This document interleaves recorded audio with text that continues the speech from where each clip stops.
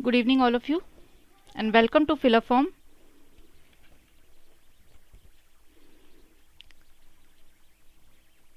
आप सभी का फिल अ फॉर्म में बहुत बहुत स्वागत है।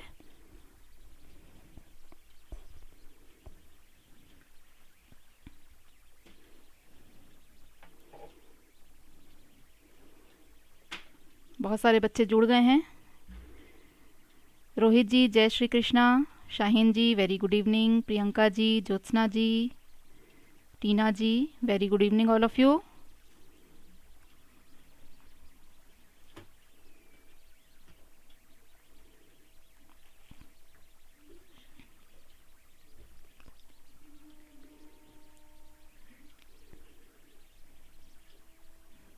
ज्योति ji very good evening, Singh ji very good evening.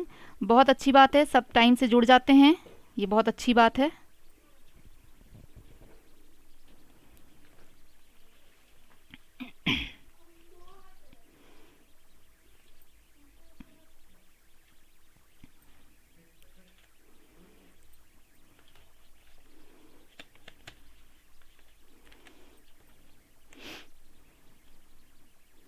माही जी राधे राधे।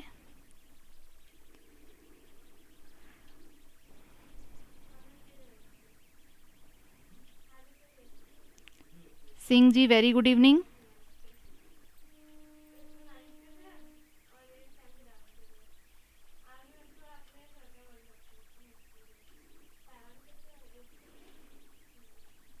और सभी बच्चे जो हैं हमारे साथ जुड़ते जा रहे हैं। थोड़ी देर हम वेट कर लेते हैं सभी के जुड़ने का।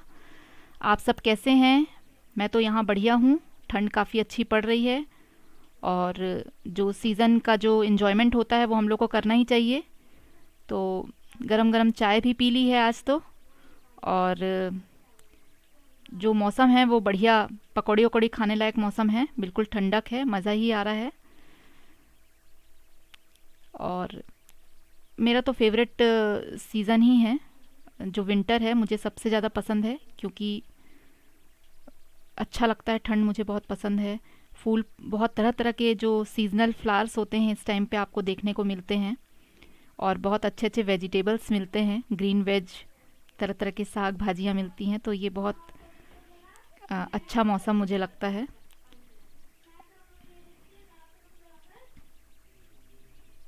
वेरी गुड, माही जी का तो आ गया कि वो अच्छी हैं। चलिए आप लोग सब अच्छे से तैयारी करिए। वाह, टीना जी की भी लाइन आ गई, on the top of the sky light, very good, बहुत अच्छी लाइन। चलिए अच्छी बात है। ओके, दिल्ली में ठंड नहीं है जबकि वहाँ सबसे ज़्यादा ठंड रहती है ना? एकदम हालत ख़राब हुई रहती है सबकी, वहाँ ठंड नहीं है। चलिए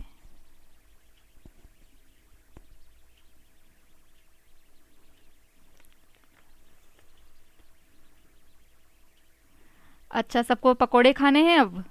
चलिए सब एग्ज़ाम में अच्छे नंबर लाएंगे तब पकोड़े फिर डन रहेगा, बिल्कुल हो जाएगा सबके लिए, पकोड़े बढ़िया वाले पकोड़े मिलेंगे। लेकिन एग्ज़ाम पास करना पड़ेगा तभी, ऐसी थोड़ी कोई अच्छी चीज़ मिलती है तो उसके लिए फिर कुछ करना पड़ता है ना। जैसे बच्चों को लालच दिया जाता है कि बेटा आप अच्छे परसेंटेज लाओगे तो आपको ये गिफ्ट मिलेगा, वैसे आप लोगों को अगर सब फटाफट अच्छे से नंबर से पास हो गए तो फिर आप लोग को मैडम की तरफ से पकोड़े मिल जाएंगे। हम जब मिलेंगे तब मेरे तरफ से आप लोग के पकोड़े ड्यू रहेंगे, ठीक है? बस शर्त ये है कि सबको फर्स्ट टाइम में ही एग्ज़ाम क्रैक कर लेना है, ठीक है? चलिए very good morning, good evening, good morning निकल रहा है मुंह से। Very good evening all of you.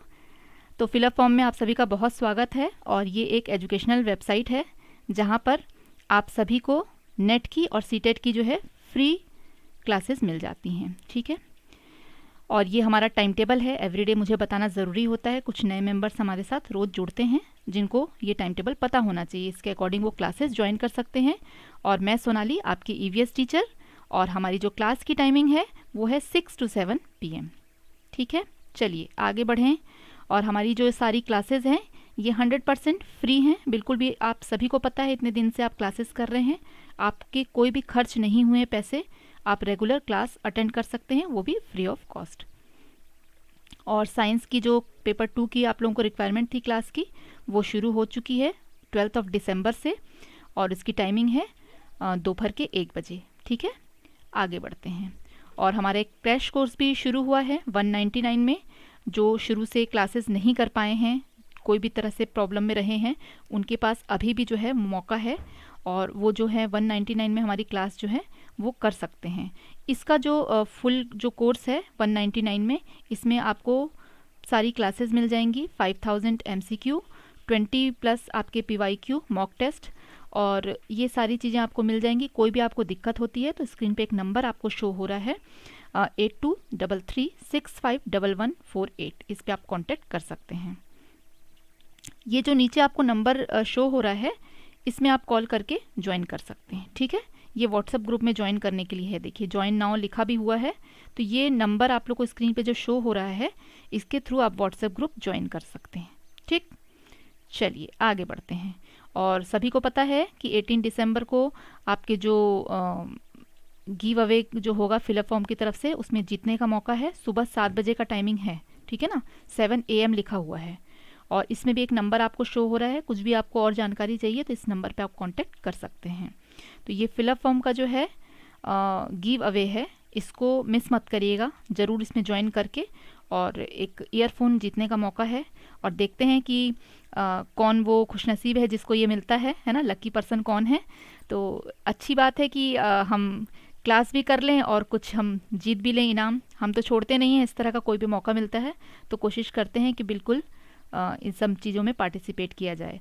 तो कंपटीशन मुझे भी पार्टिसिपेट करना बहुत पसंद है। तरह तरह के जो भी प्रोग्राम्स होते हैं, मैं जहाँ रहती हूँ यहाँ पे भी कुछ ना कुछ कंपटीशंस होते रहते हैं, तो मैं अक्सर उसमें भी पार्टिसिपेट करती रहती हूँ। क्लासेस के साथ भी मैंने कई बार पार्टिसिपेट किया है, वहाँ पे अपना कंपटीशन फाइट करके आई हूँ और फटाफट से फिर क्लास लिया। आप लोगों को कभी पता नहीं चलता होगा, लेकिन मैं यहाँ से घर से जाती थी, वहाँ कंपटीशन किसी भी चीज़ का जैसे मैंने किया, तो वहाँ फटाफट कंप्लीट करने के बाद और भागते भागते फिर दौड़ते दौड़ते आती थी घर, क्योंकि मुझे क्लास लेनी होती थी। तो ये होता है कि जीतने का आपको एक जज्बा होना चाहिए, कोई भी चीज़ को फाइट करने का एक जज्बा होना चाहिए, तब आता है मज़ा, और तब जीत का भी अलग मज़ा होता है। नहीं, कल मैराथन क्लास नहीं है आप लोगों की, ठीक है ना। अब जब भी होगी तो पहले से आप लोग को इन्फॉर्मेशन मिल जाएगी। तो कल मैराथन क्लास आप लोगों की नहीं है, क्योंकि संडे कई लोग अभी अवेलेबल नहीं हो पा रहे हैं, जिस कारण से संडे आप लोग की मैराथन नहीं है। ठीक है, तो चलिए, अब काफ़ी बच्चे जो हैं जुड़ गए हैं, और हमेशा तो मैं आप लोगों के लिए 4 लाइनें कुछ मोटिवेशनल जो है लाइंस आप लोगों के लिए बोलती हूँ। आज आप सभी के लिए मेरी बेटी की तरफ से कुछ लाइनें हैं, जो मेरी बेटी ने स्पेशली कहा है कि मम्मा आप अपने स्टूडेंट्स को ये लाइनें बोलिए उनको मोटिवेट करने के लिए। तो वो आप लोगों के लिए मैं बोल रही हूँ। Success does not come in your comfort zone. Success does not come in your comfort zone. जो सफलता है वो आपके कंफर्ट जोन में कभी भी नहीं आएगी, है ना। उसके लिए आपको सेक्रीफाइस करना पड़ेगा, आपको हार्ड वर्क करना पड़ेगा, आपको स्मार्ट वर्क करना पड़ेगा, टाइम को मैनेज करना पड़ेगा, और इसके बाद भी हो सकता है कि आपको फेलियर का सामना भी करना पड़े।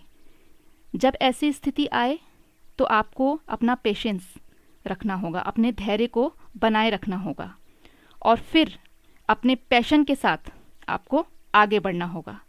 तो ये कुछ लाइन जो हैं स्पेशली मेरी बेटी ने आप लोगों के लिए कहा है कहने को, तो ये मैंने बिल्कुल आप लोगों को, वो मुझे लिख करके दे दी थी कि ये आपको बोलना है, तो उसकी जो लाइनें हैं वो मैंने आप तक पहुंचा दी है।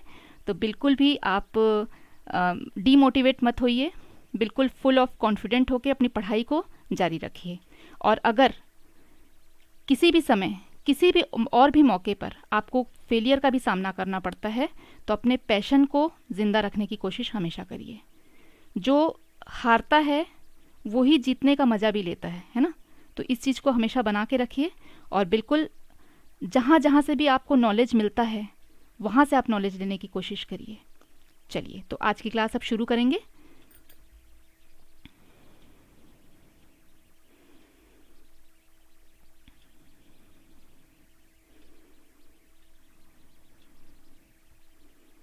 First question is, Kalyani was telling students it is hilly region Here rainfall and snowfall are quite common, and as an adaptation to weather, roof are made sloping so that water or snow does not stay in house. Wood were used abundantly. Kalyani was telling students about, Kalyani छात्रों को बता रही है कि यह पहाड़ी क्षेत्र है जहाँ वर्षा और हिमपात काफ़ी आम बात है, और मौसम के अनुकूल रूप में छत को ढलानदार बनाया गया है ताकि पानी या बर्फ न ठहरे। घर में लकड़ी की बहुतायत से उपयोग किया गया है। कल्याणी छात्रों को कहाँ की बात बता रही है? मनाली, कानपुर, तिब्बत या नागपुर?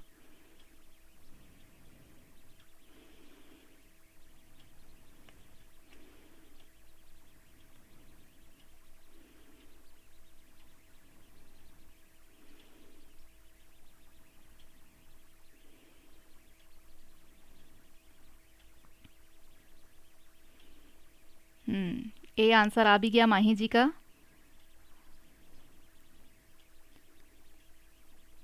चलिए, आप लोगों को लाइनें अच्छी लगी?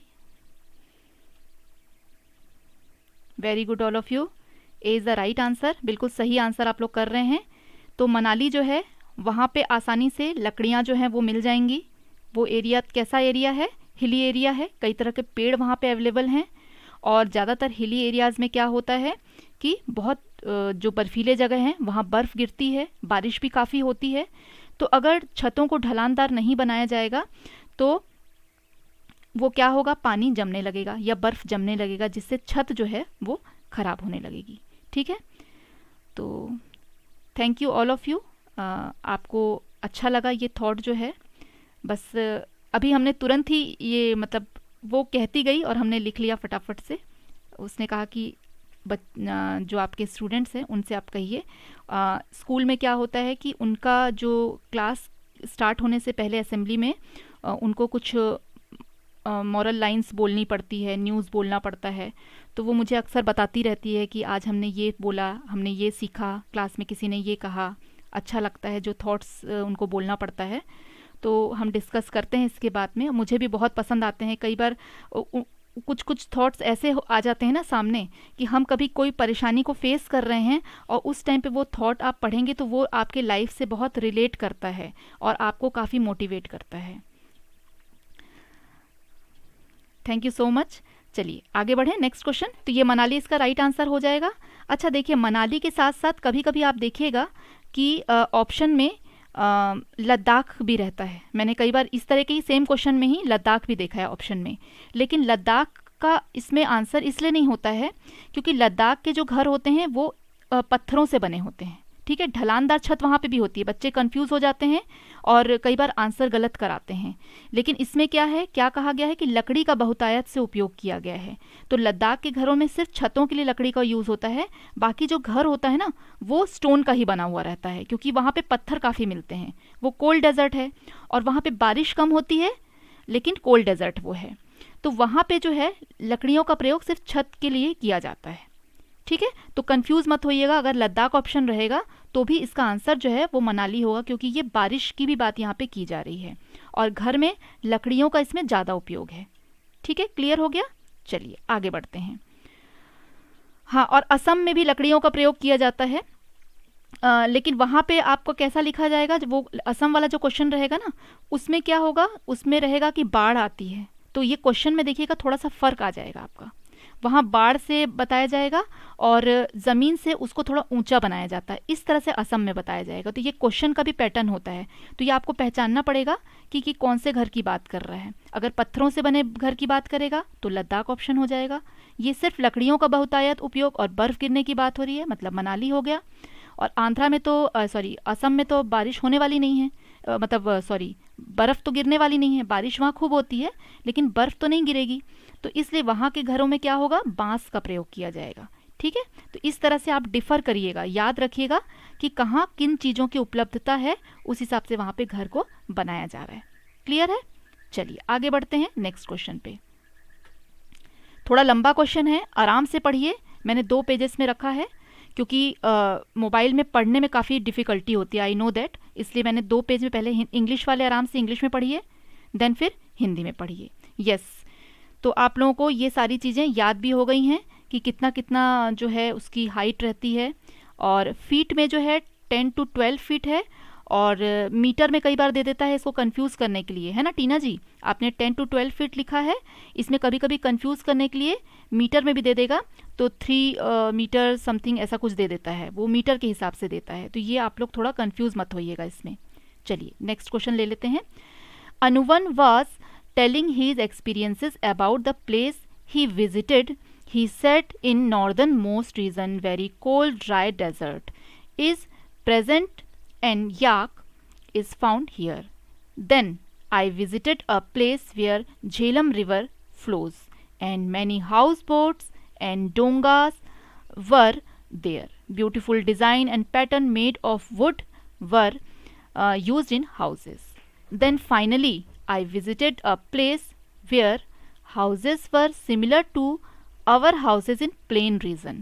Now consider the following option and decide the sequences of place he visited during his tour.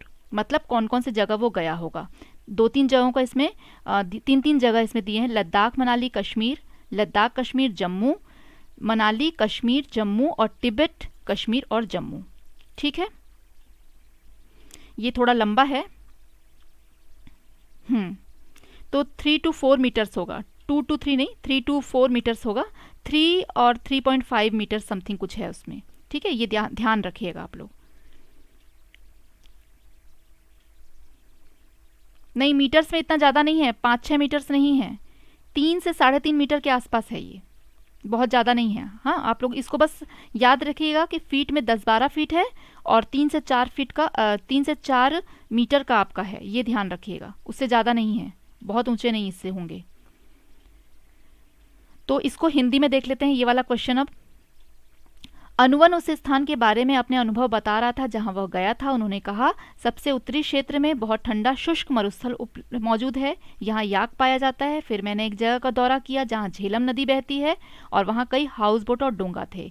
घरों में लकड़ी से बने सुंदर डिज़ाइन और पैटर्न इस्तेमाल किया गया था। फिर अंत में मैं एक ऐसे स्थान पर गया जहाँ घर के मैदानी क्षेत्र में जो घर हैं वो हमारे घरों के समान थे। अब निम्नलिखित विकल्पों का विचार करना है और क्रम के अनुसार उसके दौरे का बताना है, किस तरह का घर है, तो वो क्रम को आपको बताना है। पहले शुष्क मरुस्थल, देखिए इसमें आपको जो दिया गया है उसको भी ध्यान दीजिएगा।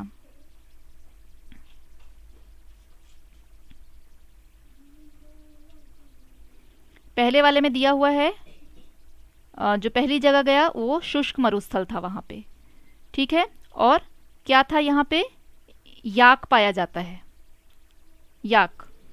फिर है झेलम नदी बहती है, दूसरा जो जहाँ पे गया वो वहाँ पे झेलम नदी बहती है। और लास्ट जो है वहाँ के जो घर हैं वो हमारे घरों के समान ही हैं।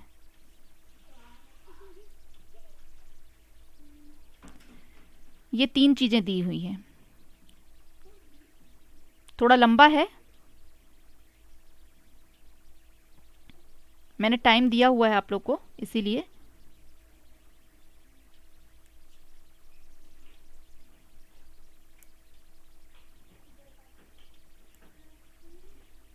काफ़ी हिंट कर दिया आप लोगों को, एग्जाम में हिंट करने नहीं आऊंगी, आपको ध्यान से पढ़ना है क्वेश्चन।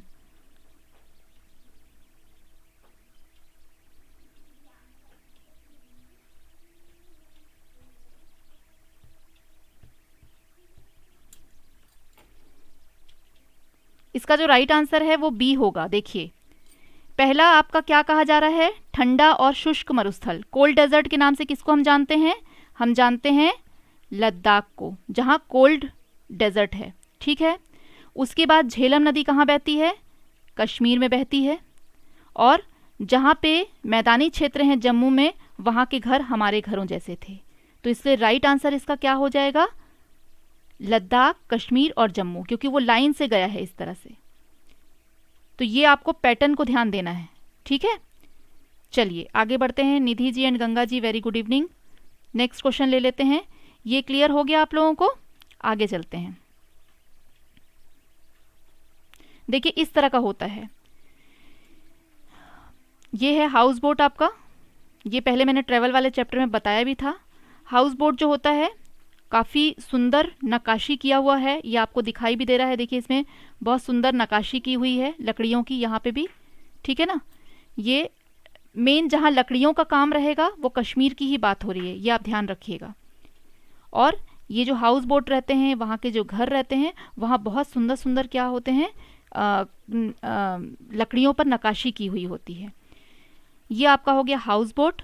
और एक बगल में आप देख रहे हैं ये है शिकारा, ये वाला जो है ये शिकारा हो गया। शिकारा क्या करेगा, छोटा सा रहता है, मूव करता है इधर से उधर। जो वहाँ पे यात्री आते हैं झीलों में, वो झीलों में आसानी से घूम पाते हैं एक जगह से दूसरे जगह तक। तो इसमें कोई कोई थोड़े शिकारा बड़े भी होते हैं साइज में। हाँ, तो और झेलम नदी भी बहती है, ठीक है। तो इस तरह से ये एक पिक्चर द्वारा आप लोगों को दिखा दिया गया है ताकि आप अच्छे से समझ पाएँ। आगे चलते हैं नेक्स्ट क्वेश्चन पे। Study the following. अब देखिए बहुत इजी है लेकिन लंबा दे दिया, आपका टाइम खराब करने वाली बात है। इस तरह के क्वेश्चन जब आते हैं तो ये टाइम खराब करने वाली बात है सीधे से। Crow make their nest high up, ऐसे करके पूरी कहानी लिखा है। सीधे सीधे आपको हिंदी में पढ़ लेते हैं फटाफट। कौवे जो हैं पेड़ के ऊपर सभी प्रकार की वस्तुओं, लकड़ी, तारों के टुकड़ों का प्रयोग करके अपना घोंसला बनाते हैं। यह एक चतुर पक्षी है जो अपना घोंसला नहीं बनाता। वह कौवे के घोंसले में अंडा देता है। बेचारा कौवा उन्हें अपने अंडों से सेता है। यह कौन सा पक्षी है? सीधे सीधे इसने नहीं पूछा है कि कौवे के घोंसले में कौन सी बर्ड जो है वो अंडा देती है।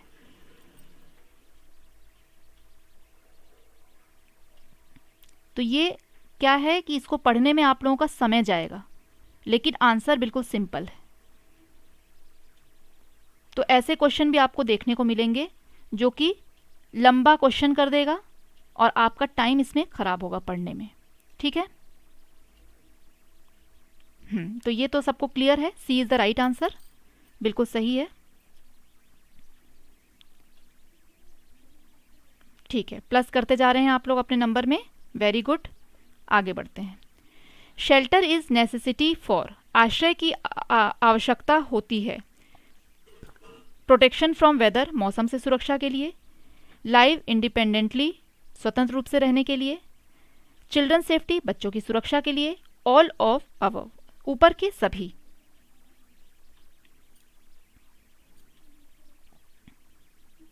हाँ, माही जी का कहना है दादाजी टाइप, यस। ये तरह के जो क्वेश्चन हैं ये वैसे ही रहेंगे। ये एक आध ये आएंगे ही, आपको लंबा जो है टाइम खराब करने के लिए आएंगे। रहेगा बहुत सिंपल आंसर, लेकिन वो टाइम आपका पढ़ने में जाएगा उसमें। मैथमेटिक्स वाला भी आपका वही रहता है, पूरा राम कहानी पढ़नी पड़ती है और उसमें छोटा सा आंसर निकालना पड़ता है, सिर्फ वो डरने वाली चीज़ है हवा बनाने के लिए। हाँ, very good, D is the right answer, बिल्कुल सही आंसर किया है आप लोगों ने। तो ऊपर के जो सभी हैं, क्योंकि आश्रय की आवश्यकता, ये हमने चैप्टर में पढ़ा था, शेल्टर वाला जो चैप्टर हमने पढ़ा था कि मौसम से सुरक्षा के लिए भी हमें आवश्यक है घर। स्वतंत्र रूप से हम प्राइवेसी अपना मेंटेन करके उसमें रहते हैं, बच्चों की सुरक्षा के लिए भी। तो ये सभी ऊपर के जितने हैं सब, ठीक है, बिल्कुल सही आंसर है। तो 4th नंबर का D. 5th question, high risk buildings are, उच्च जोखिम वाली इमारतें होती हैं। हाउस विथ 1 और 2 फ्लोर्स, 1 या 2 मंजिलों वाला घर। मल्टी स्टोरी बिल्डिंग, कच्चा हाउस और फोर्ट एंड पैलेसेस, मतलब किला और महल। क्वेश्चन इजी है,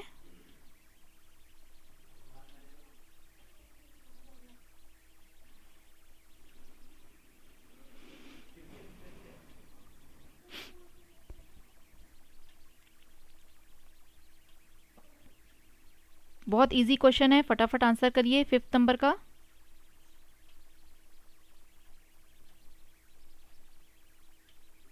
इसको थोड़ा सा कॉमन सेंस लगा के आंसर करिए कि जोखिम किस में होगा, किस घर में ज़्यादा जोखिम होगा आप रहेंगे तो।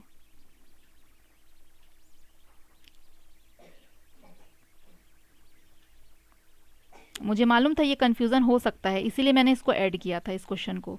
तो इसका आंसर देखिए है सी, लेकिन ज़्यादातर लोगों ने क्या किया है, कंफ्यूज हो गए हैं और बी को आंसर किया है। तो देखिए उच्च जोखिम वाला घर वही होगा जो कच्चा घर है, मतलब एक आंधी तूफान और बाढ़ आई तो ये सारे घर जो हैं बह जाते हैं। बहुत जोखिम होता है इन घरों में, इनके कभी छप्पर टूट जाते हैं, कभी इनकी दीवार ढह जाती है। तो जो कच्चा घर होता है वो काफ़ी रिस्की हो जाता है रहने के लिए, उच्च जोखिम वाली बात हो रही है, रिस्क की बात हो रही है। तो जो कच्चा घर है वो कभी भी गिर सकता है, ढह सकता है। तो इससे बड़ी जोखिम की क्या बात होगी। लेकिन आप 1-2 मंजिलों वाला जो घर होता है वो सेफ है। आपकी मल्टी स्टोरी बिल्डिंग भी सेफ़ है क्योंकि उसमें सीमेंट वगैरह से वो बनाई गई है, उसमें सरिया लगाई गई है। लेकिन कच्चा घर में तो ये चीज़ें नहीं होती है, मिट्टी की बनी होती हैं। और किला और महल तो सबसे ज़्यादा मजबूत आपके हो गए। तो कच्चा घर जो है वो हाई रिस्क हो जाती है। तो मुझे लग ही रहा था ये गलतियाँ आप लोगों से हो सकती हैं, तो इसको करेक्ट करिएगा, एग्जाम में गलती मत करिएगा। दिखने में बहुत सिंपल क्वेश्चन है लेकिन कन्फ्यूज़न क्रिएट कर रहा है आप लोगों के लिए। ठीक है, तो हाई रिस्क वाला जो घर होता है वो कच्चा घर है, क्योंकि इसकी ना दीवारें मजबूत होती हैं ना इसकी छत मजबूत होती है। तो किसी भी नेचुरल जो भी डिज़ास्टर आता है तो इसमें ये घर के टूटने की सबसे ज़्यादा जोखिम की संभावना इसी घर में होती है। कई बार आप देखते होंगे कि छत उड़ जाती है घर की, है ना, दीवार ढह जाती है, मिट्टी की होती है, ये है। चलिए नेक्स्ट क्वेश्चन लेते हैं। Which of the following insect prefer to live alone? निम्नलिखित में से कौन सा कीट अकेला रहना पसंद करता है? एंट चींटियां, हनी बीज मधुमक्खियां, टर्माइट्स दीमक, स्पाइडर मकड़ी।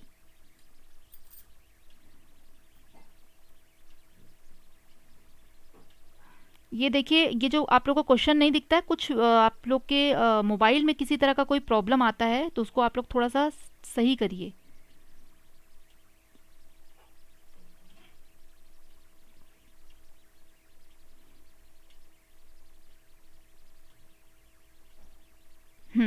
आंसर आने शुरू हो गए हैं।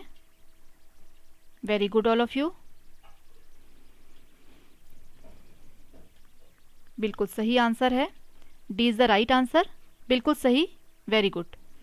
तो डी आप लोग देखते होंगे कि चींटियां जो हैं वो भी कॉलोनी में रहती हैं, मधुमक्खियां भी अपना छाता जो बनाती है उसमें रहती हैं, दीमक की भी कॉलोनीज होती है ना, मिट्टी में पूरा वो एक साथ ग्रुप में रहती है, एक रानी होती है वो सबको हैंडल करती हैं, तो ये ग्रुप्स में रहती है। लेकिन मकड़ी को आपने हमेशा देखा होगा कि वो जाला बना के अकेले लटकती रहती है। तो ये बिल्कुल सही आंसर है।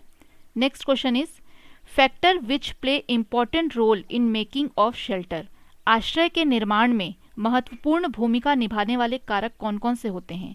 ज्योग्राफी ऑफ द एरिया, क्षेत्र का भूगोल मतलब वहाँ की परिस्थिति, एनवायरमेंट कंडीशन, पर्यावरण की स्थिति, रॉ मटेरियल अवेलेबिलिटी, कच्चे माल की उपलब्धता, ऑल ऑफ अबव, उपरोक्त सभी।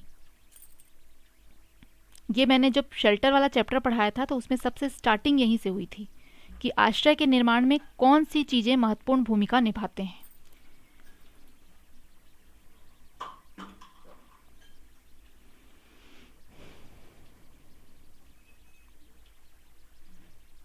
हाँ, तो बिल्कुल सही आंसर है आप लोगों का जो है, आश्रय के निर्माण में जो ये सारी चीज़ें उस क्षेत्र का जो जोग्राफिकल कंडीशन है, भौगोलिक स्थिति जो है वो कैसी है, वहाँ का एनवायरमेंटल कंडीशन कैसा है, पर्यावरण की स्थिति कैसी है, और वहाँ पे रॉ मटेरियल कौन कौन से आपको अवेलेबल है, ये तीनों चीज़ें ही मैटर करती हैं। इसीलिए पहाड़ी क्षेत्रों में देखिए कभी भी लैंडस्लाइड हो जाता है, कभी भी बहुत बारिश हो जाती है, तो वहाँ हल्के घर बनाए जाते हैं लकड़ियों के।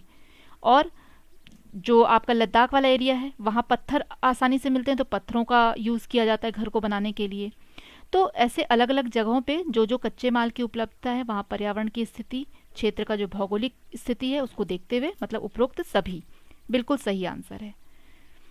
Next question is what are the adaptation for mountain animal? पर्वतीय जंतुओं के लिए अनुकूलन क्या है? हाइबरनेशन, माइग्रेशन मतलब गर्म प्रदेश में प्रवास, insulating their bodies with the layer of fat and fur, उनके शरीर को चर्बी और फर की परत से रोपित करना, या all of above.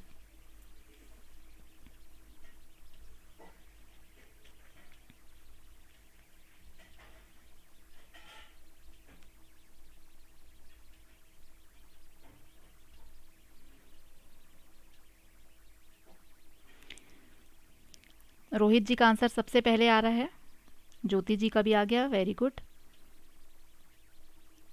Radha ji का भी आ गया, वाह, टीना जी, शाहीन जी, गंगा जी, सबके आंसर आ रहे हैं डी, और D is the right answer, very good all of you, बहुत सही, डी राइट आंसर है। उपरोक्त में से सभी, ये मैंने आप लोगों को बताया था कि कुछ जानवर जो है हाइबरनेट करते हैं, मतलब ठंड भर के लिए वो आपको दिखाई नहीं देंगे, कहीं ऐसी जगह पे जा कर के वो छिप जाएंगे। अंजलि जी का आंसर रॉन्ग क्यों आ रहा है? कहाँ कन्फ्यूज़न हो गया आपको?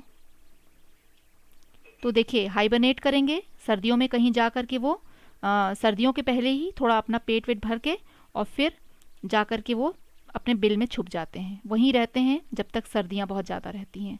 उसके बाद कुछ जो होते हैं बर्ड्स, वो माइग्रेट करते हैं, कभी खाने की तलाश में, तो कभी पानी की तलाश में, और कभी अपने बच्चों को जन्म देने के लिए दूसरे क्षेत्रों में चले जाते हैं। और कभी कभी ऐसा होता है कि वहाँ का वेदर जो है, कंडीशन उनको सही नहीं लगता, तो जहाँ अच्छी कंडीशन रहती है वेदर की, वहाँ चले जाते हैं। उसके बाद सी जो है, उनके शरीर को क्या करते हैं, वो चर्बी और फर से, जैसे फर का मैंने आप लोगों को बताया था कि जो ठंडे क्षेत्रों में जो रहते हैं, बकरियां जो रहती हैं, वो चली जाती हैं पहाड़ों के ऊपर में, और उनके एक निकल आती है, जो बहुत सारे शरीर में बाल निकल आते हैं, फर निकल आते हैं, तो वो फर की एक कोट जैसा बना लेते हैं। तो ये सभी क्या है, जंतुओं के लिए अनुकूलन है, और उसी कोट के जो बाल होते हैं उसको निकाल करके पश्मीना बनाई जाती है। तो ये अपने आप नेचुरली ही उनको ये गॉड गिफ्टेड है। तो इस तरह से वो अपने शरीर में, जैसे भालू वगैरह होते हैं, शरीर में चर्बी की मात्रा को बढ़ा लेते हैं, पहले ही खा पी लेते हैं, चर्बी काफ़ी स्टोर कर लेते हैं, मतलब फैट जो है बॉडी में स्टोर करके रखते हैं। कुछ जानवर फर की एक परत कोट जैसा बना लेते हैं जिससे कि वो ठंड से बच सकें, क्योंकि वहाँ पहाड़ों में बहुत ऊपर पे चले जाते हैं उन लोग, और वहाँ पे -डिग्री हो जाता है ठंड जो है ना। तो ये हाँ, छिपकली बहुत बड़ा एग्जाम्पल है, गायब रहती है, ठंड भर दिखाई आपको नहीं देगी, जैसे ठंड कम हो जाएगी तो बस पूरे दीवार पे वो घूमती हुई दिखाई देगी, है ना। तो ये आंसर बिल्कुल सही है। 7th पे आंसर नहीं आया था, आप लोगों ने सही आंसर किया था, ठीक है, कोई बात नहीं। चलिए 9th क्वेश्चन ले लेते हैं, ये क्लियर हो गया सभी को। 9th question is largest hot desert of world, ठीक है, विश्व का सबसे बड़ा गर्म मरुस्थल, ये आपको बताना है। पनामा, थार, सहारा और लद्दाख, कहाँ का रेगिस्तान जो है वो गर्म मरुस्थल जो है वो कहलाता है।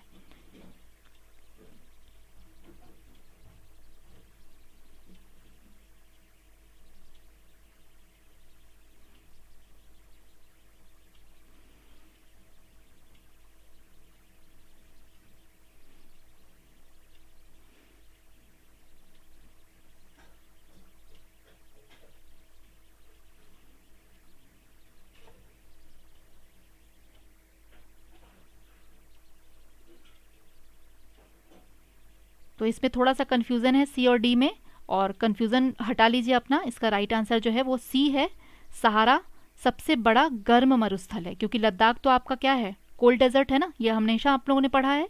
तो सहारा जो है रेगिस्तान, ये सबसे बड़ा गर्म मरुस्थल आपका है, ठीक है, सहारा रेगिस्तान। चलिए आगे बढ़ते हैं, नेक्स्ट क्वेश्चन ले लेते हैं, ये सब ध्यान रखिएगा, इंपॉर्टेंट क्वेश्चन है। बायोटिक कंपोनेंट इज इकोसिस्टम, परितंत्र के जैविक घटक कौन से हैं, जैविक अर्थात जिंदा, ठीक है, प्रोड्यूसर मतलब निर्माता, कंज्यूमर मतलब उपभोक्ता, डीकम्पोजर तो आपको पता ही है जो कीट रहते हैं वो, और ऑल ऑफ दिस।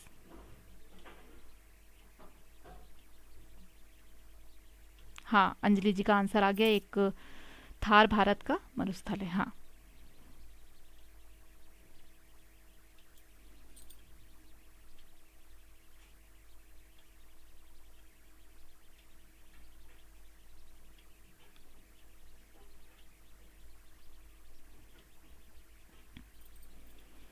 तो ये काफ़ी इजी हो जाता है जब उपरोक्त सभी वाले आंसर आ जाते हैं लास्ट में, तो श्योरिटी थोड़ी हो जाती है कि लास्ट वाला ही होगा, है ना।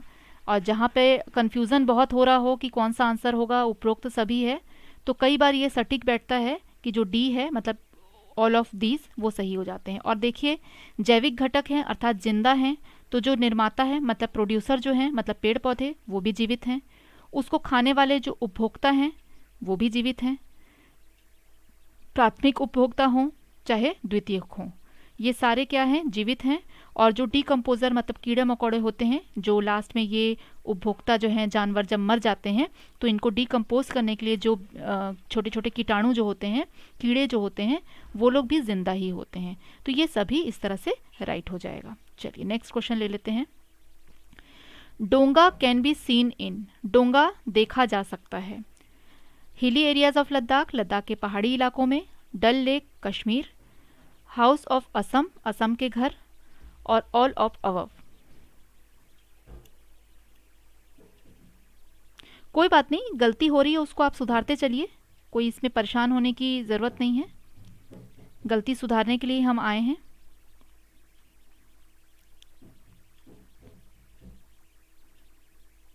इसमें आंसर आना शुरू हो गया।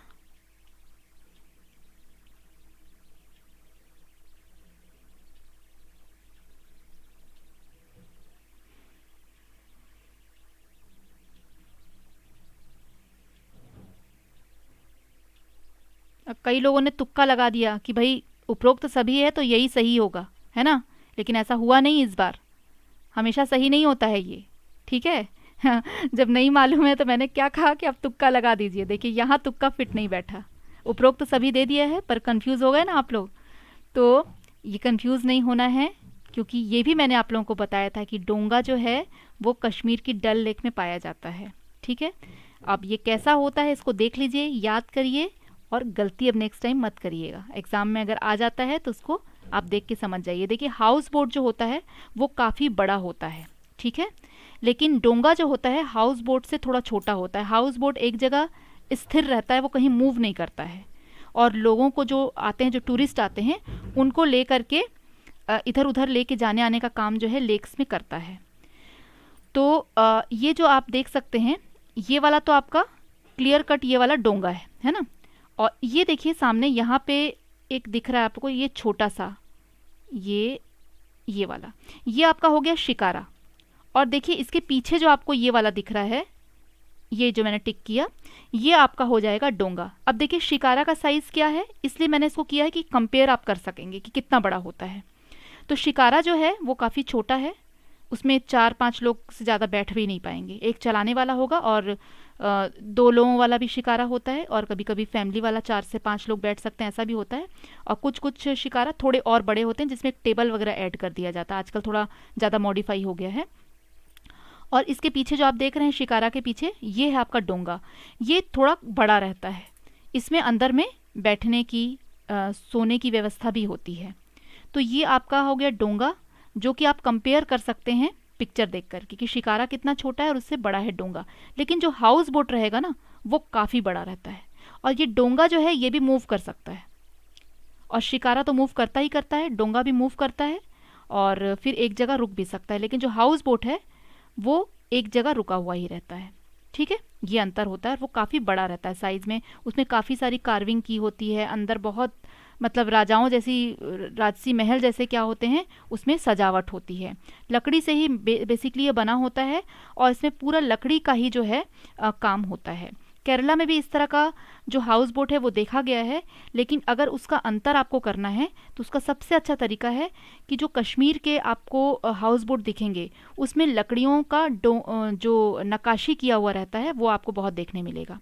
लेकिन जो केरला में आपको मिलेगा वो ज़्यादातर आपको बैम्बूज वगैरह का बना हुआ और ऐसे कार्विंग की हुई इसमें आपको नहीं मिलेगी। तो ये आप अंतर कर सकते हैं केरला का और कश्मीर का जो हाउस बोट है डल लेक में जो पाया जाता है उसमें, ठीक है।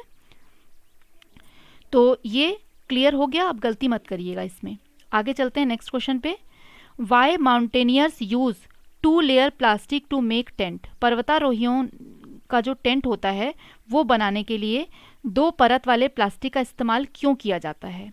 टू हाइड फ्रॉम अदर, दूसरों से छिपने के लिए, to prevent from landslide, landslide से बचने के लिए, टू प्रिवेंट फ्रॉम कोल्ड, ठंड से बचाव के लिए, या उपरोक्त सभी।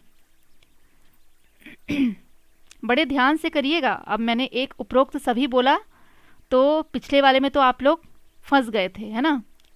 अब इस वाले में देखिए क्या होगा।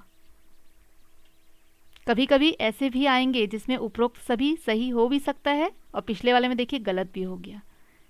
तो हर तरह के क्वेश्चन आपको देखने मिलेंगे, हमेशा उपरोक्त सभी वाला सही नहीं होता है।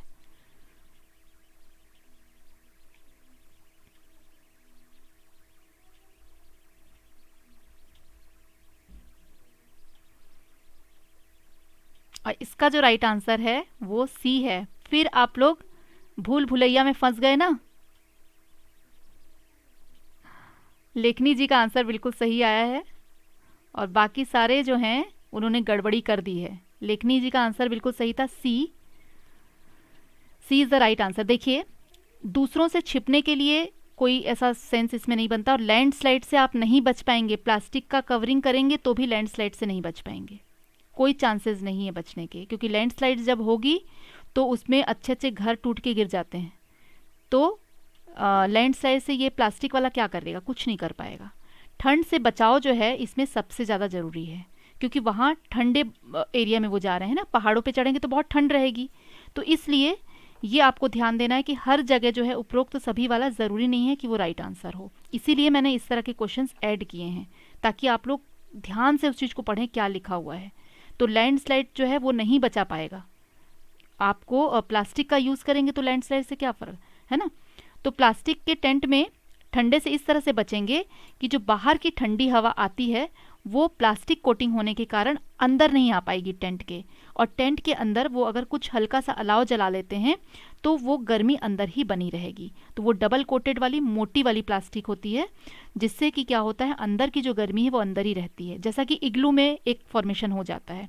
ये काफ़ी कुछ उसी तरह का होता है। देखिए ये आप लोगों को पिक्चर भी शो हो रहा होगा, काफ़ी छोटा रहता है। और देखिए इतने बर्फीले जगह में भी अंदर में इन्होंने कुछ जला रखा है, जिसके कारण अंदर का जो एटमॉस्फेयर रहेगा वो बाहर से गर्म रहेगा, जिससे ये आसानी से रात के वक्त अपना टेंटिंग कर सकते हैं, वहाँ पे रुक सकते हैं।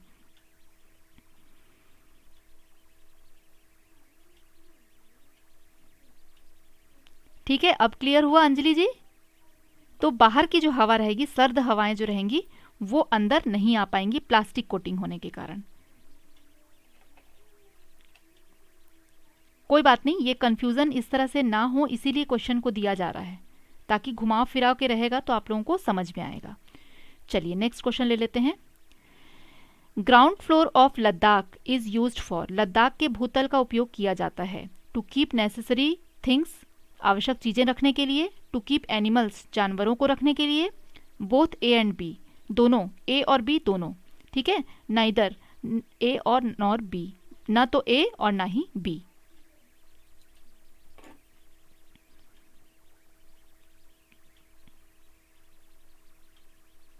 प्रतीक्षा जी गुड इवनिंग, आज लेट हो गए हैं।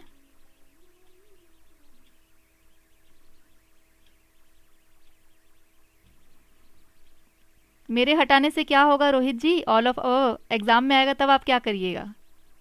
एग्जाम में तो देखना पड़ेगा ना, कई तरह के क्वेश्चन आएंगे, इसीलिए मैं कई बार घुमा घुमा के देती हूँ क्वेश्चंस। हाँ सी आंसर आ रहे हैं ज़्यादातर लोगों के। माही जी का ये वाला भी रॉन्ग हो गया, गड़बड़ी हो गई, रोटी बनाने में ज़्यादा व्यस्त हो गई, लग रहा है रोटी बनाते बनाते खाना शुरू हो गया माही जी का, है ना, पढ़ाई में मन नहीं लगा इसलिए। तो सी इज़ द राइट आंसर। देखिए ये दोनों ही होगा। मैंने आप लोगों को बताया था कि लद्दाख में जो है डबल स्टोरी घर जो है ज़्यादातर बनाए जाते हैं, स्टोन से ही ये बने होते हैं, और जो निचली मंजिल होती है वहाँ पर खिड़कियाँ नहीं होती हैं। क्यों? क्योंकि वहाँ पर वो ज़्यादातर क्या रखते हैं, एज अ स्टोर रूम उसको यूज़ करते हैं, और कई सारे जो उनके मवेशी होते हैं, जानवर, उनको वहाँ रखते हैं। ठीक है, तो इसलिए वहाँ पे खिड़की की बहुत ज़्यादा ज़रूरत नहीं होती है, हल्का फुल्का सा हवा बस आना चाहिए जानवरों के लिए, उतना ही वो रखते हैं। और चीज़ें रखते हैं, अपनी ज़रूरी सामान जो है वहाँ रखते हैं, स्टोर टाइप का उनका रहता है वो। और ऊपर के जो घर होते हैं वहाँ वो लोग रहते हैं वहाँ पे, और ये पूरा घर जो है स्टोन का बना होता है। तो इसलिए दोनों ही आपका सही होगा, कि आवश्यक चीज़ें रखने के लिए भी और जानवरों को रखने के लिए भी। तो इसका राइट आंसर जो है वो सी होगा।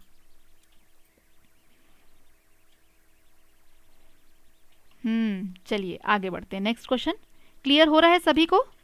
किसी को कुछ पूछना है तो पूछते जाइए साथ साथ, ताकि क्लियर हो जाए।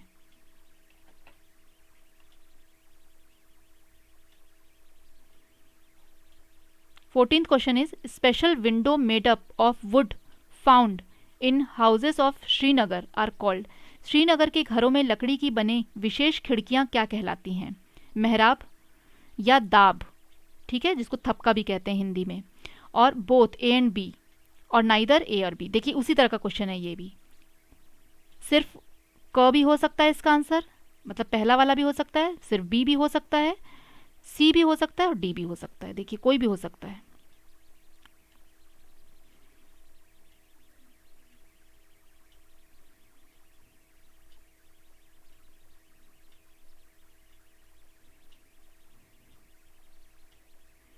इसके ज़्यादातर आंसर जो है अभी सी में ही आए हैं 14th के,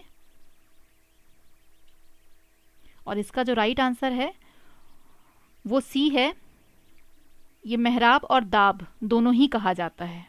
ठीक है, श्रीनगर में जो लकड़ी के घरों में जो विशेष खिड़कियां नक्काशी की हुई रहती हैं लकड़ी को कटिंग कर करके, तो वो बोथ हो जाती हैं, दोनों ही होती हैं। दाब भी कहा जाता है उसको और मेहराब भी कहा जाता है।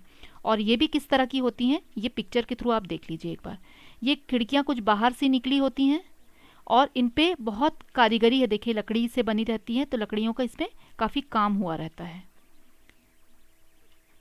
ये विशेष खिड़कियां कहलाती हैं मेहराब, बोलते हैं मेहराबदार खिड़कियां, मेहराबदार इमारतें।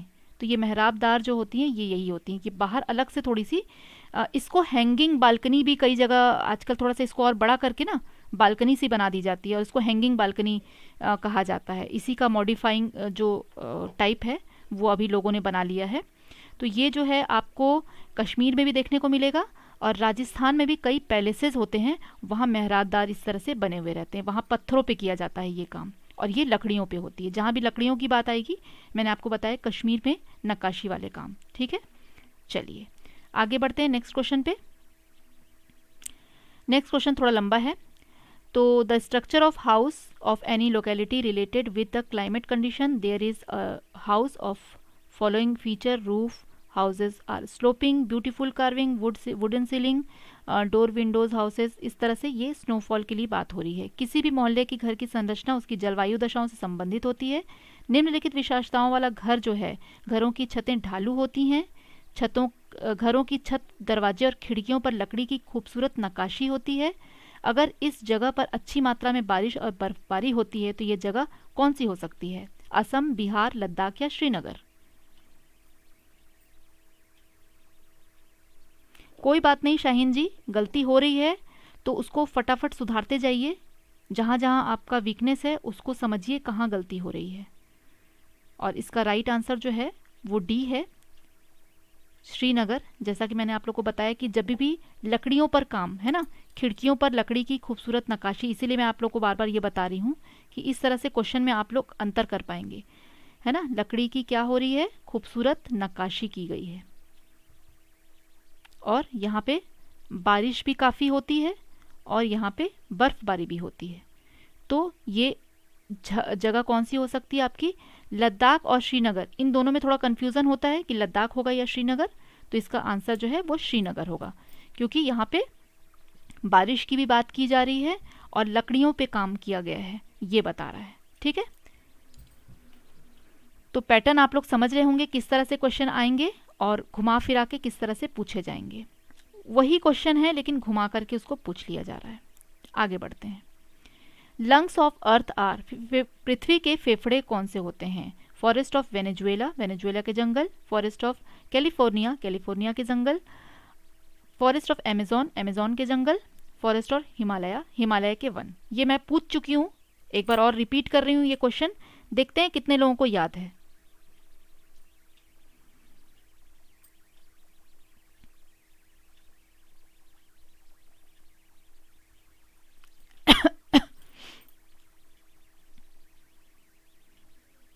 फटाफट आंसर करिए, ये रिपीटेड क्वेश्चन है, ये मैं पूछ चुकी हूँ, रिवीजन एज अ रिवीजन फिर से पूछ रही हूँ। ये कितनों को याद है आंसर? रोहित जी जो है ना, पढ़ाई नहीं कर रहे हैं ठीक से, सब भूल रहे हैं। रेगुलर क्लास अटेंड करते हैं उसके बाद भी गलती हो रही है। तो सी इज़ द राइट आंसर। ज़्यादातर लोगों ने सी आंसर किया है और जिन्होंने सी आंसर किया वो सभी बिल्कुल सही हैं। चलिए, very good all of you. C is the right answer, कोई इसमें डाउट नहीं है। अमेज़ॉन के जो जंगल हैं उनको पृथ्वी के फेफड़े कहा जाता है, क्योंकि सबसे बड़े जंगल जो हैं अमेज़ॉन के होते हैं। ठीक है, चलिए आगे बढ़ जाते हैं। Silent Valley which has been raised to the status of national park is situated in, ये भी पूछा हुआ क्वेश्चन है, मैं पूरा बता चुकी हूँ उसके बारे में। साइलेंट वैली जिस राष्ट्रीय उद्यान का दर्जा दिया गया है वो स्थित है कहाँ? जम्मू एंड कश्मीर, तमिलनाडु, पश्चिम बंगाल और केरला।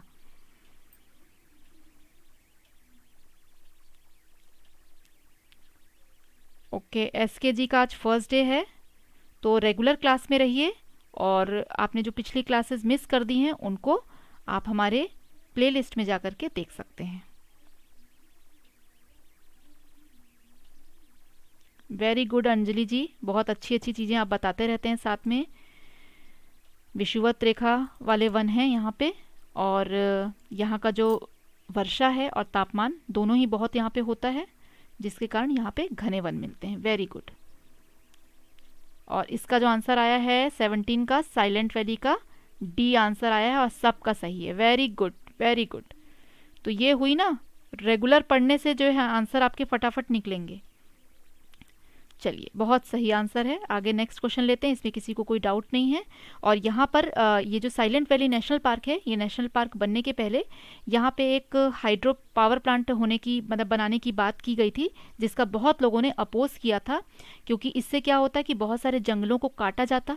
क्योंकि आप अगर कहीं पे हाइड्रो इलेक्ट्रिकल पावर के लिए वहाँ पे कोई प्लांट तैयार करते हैं, तो आपको वहाँ पे पानी को जमा करने की व्यवस्था पहले करनी होगी।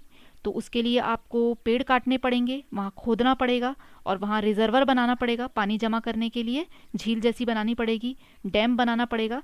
तो ये सब करने से क्या होता है, वो जंगल कट जाते, जिसके कारण कई ऐसे जानवर जो है वो लुप्त हो जाते। तो वहाँ के जो स्थानीय लोग थे, उन्होंने इस चीज़ का बहुत अपोज किया कि नहीं, यहाँ पे ये प्लांट नहीं बनना चाहिए, जिससे कि वहाँ के लोगों की स्थिति खराब हो जाएगी, वन की कंडीशन भी खराब हो जाएगी। और उसके बाद में फिर इसको राष्ट्रीय उद्यान का दर्जा दिया गया। Very good. Which book has been prepared by International union for conservation of nature and natural Resources concerning endangered species of plant and animal. ठीक है, जो लुप्त प्राय प्रजातियां हैं उनके संबंध में कौन सी पुस्तक तैयार की गई है international union for conservation of nature and natural resources में? White data book, red data book, blue data book, या उपयुक्त में से कोई भी नहीं। ये भी आप लोगों को कराया जा चुका है।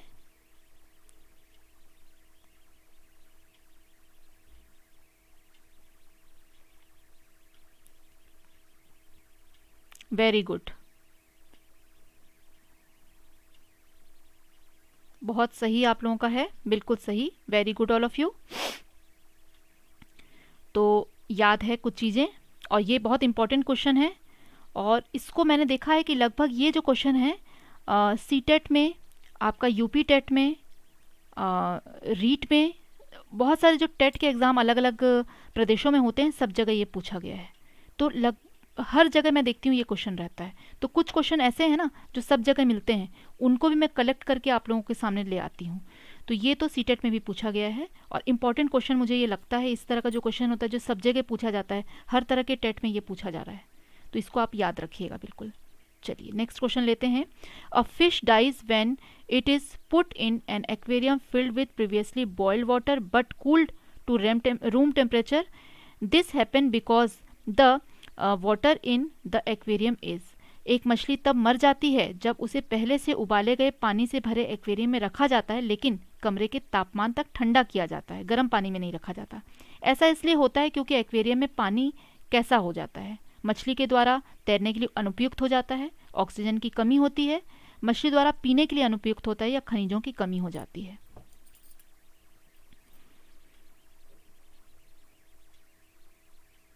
वाह, क्वेश्चन पढ़ते पढ़ते आंसर आने शुरू हो गए हैं, ये बहुत अच्छी बात है। ये क्वेश्चन भी पूछा जा चुका है टेट में। देखिए पुराने क्वेश्चन हैं, 2012 में पूछा गया है क्वेश्चन, लेकिन इसमें क्या है ना, B is the right answer. ये पुराने क्वेश्चन भी रिपीट होते हैं बिल्कुल सेम ऑप्शन के साथ, और ये क्वेश्चन भी कई साल बार बार अलग अलग सालों में पूछा गया है, और इनको जब पूछा जा रहा है तो इनके ऑप्शंस भी नहीं बदलते हैं, ऑप्शंस भी सेम रहते हैं, कई बार मैंने देखा है। तो ये क्वेश्चंस आप लोग बिल्कुल भी मिस मत करिएगा।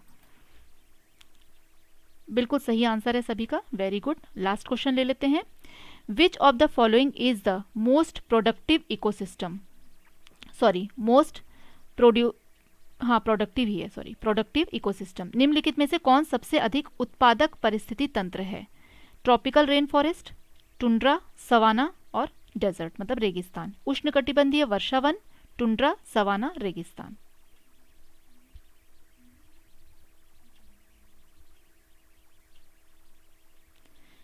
अगर क्लासेस आपको अच्छी लग रही हैं तो एक लाइक ज़रूर कर दीजिएगा। आप लोगों का एक लाइक मेरे मोटिवेशन को बहुत हाई कर देता है, और अच्छा लगता है कि हाँ बच्चे जो हैं हमारे जो एफर्ट्स हैं उनको पसंद कर रहे हैं।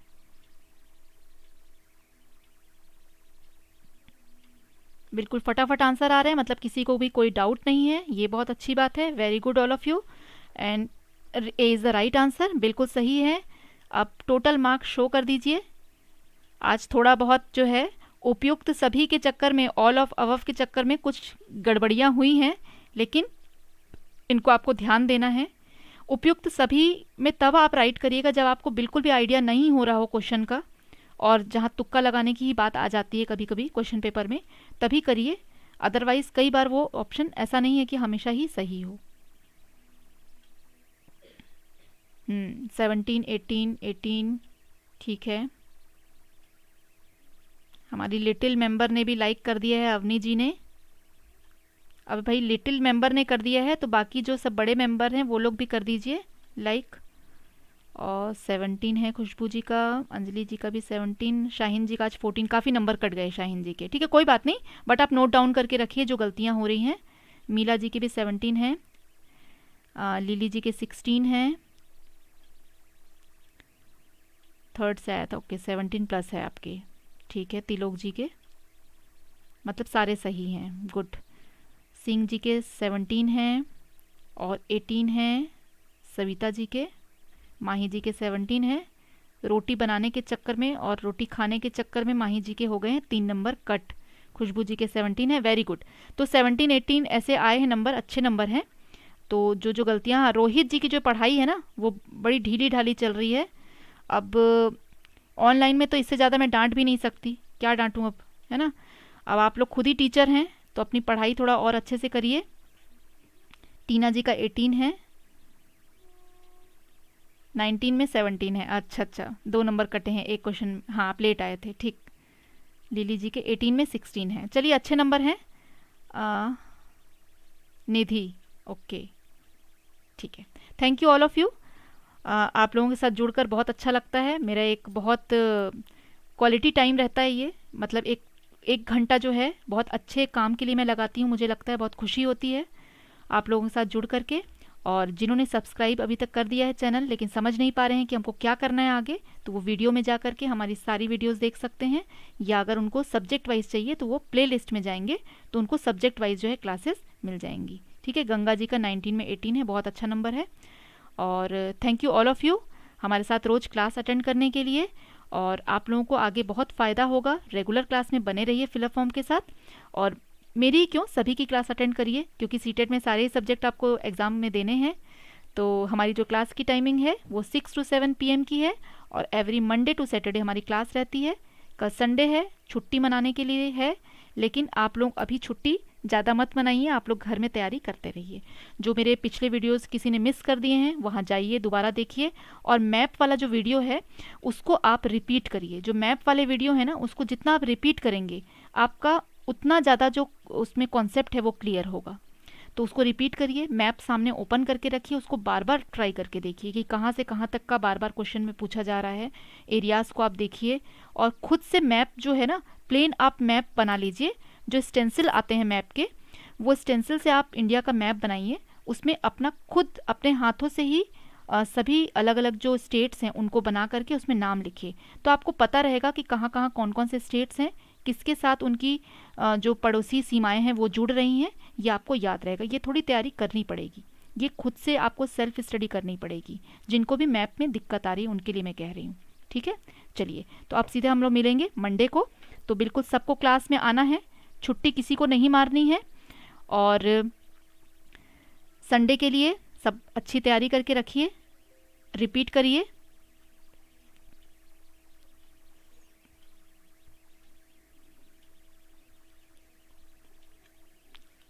Okay, goodbye and good night all.